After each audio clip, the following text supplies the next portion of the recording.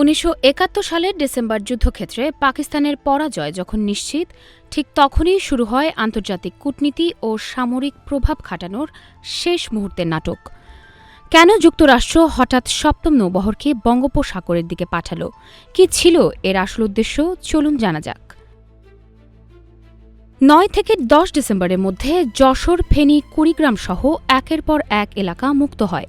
চাঁদপুর, দাউদকান্দি নিয়ন্ত্রণও পাকিস্তান সেনারা হারিয়ে ফেলে। মেঘনার পূর্ব তীর হয় সম্পূর্ণ শত্রুমুক্ত। এ অবস্থায় পাকিস্তানের চতুর্দশ ও ষোড়শ ডিভিশন কুমিল্লা ও উত্তরবঙ্গ থেকে পিছু হটতে বাধ্য হয়। ৯ ডিসেম্বর সিআইএ জানান, ভারত নাকি পাকিস্তানের ভূখণ্ড দখলের পরিকল্পনা করছে। এই অভিযোগ সামনে এসে প্রেসিডেন্ট রিচার্ড নিক্সন মার্কিন সপ্তম নৌবহরকে বঙ্গোপসাগরের উদ্দেশ্যে রওনা হওয়ার নির্দেশ দেন।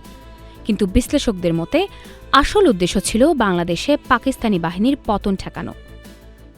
জীবন অবাক না করলে কে করবে? 28% মিল্ক ফ্যাটের অবাক করার সাথে ফ্রেশ মিল্ক পাউডার। জীবন অবাক করুক প্রতিদিন। সিআইএর তথাকথিত রিপোর্টের ২ সপ্তাহ আগে সপ্তম নৌবহরের এখতিয়ার বঙ্গোপসাগর পর্যন্ত বাড়ানো হয়েছিল।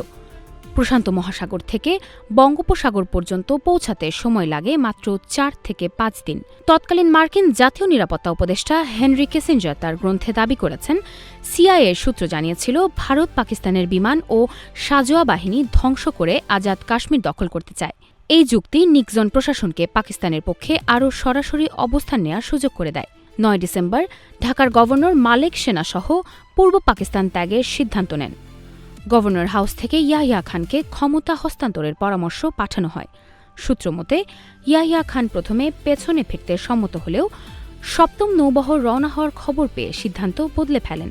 মার্কিন নৌবহর পাঠানোর জবাবে সোভিয়েত নেতা লিওনেদ ব্রেজনেভ নিক্সনকে জানান, সমস্যার সমাধান হল পাকিস্তানের সেনা প্রত্যাহার করানো। একদিকে সোভিয়েতের চাপ, অন্যদিকে মার্কিন সমর্থন এই টানাপোড়েন পরিস্থিতিকে আরও জটিল করে তোলে। ৯ ডিসেম্বর কলকাতায় প্রবাসী বাংলাদেশ সরকারের যৌথ বৈঠকে মুক্ত এলাকায় প্রশাসন, খাদ্য, চিকিৎসা, পুনর্গঠন সহ জাতিসংঘে পরাশক্তির কূটচাল নিয়ে আলোচনা হয়।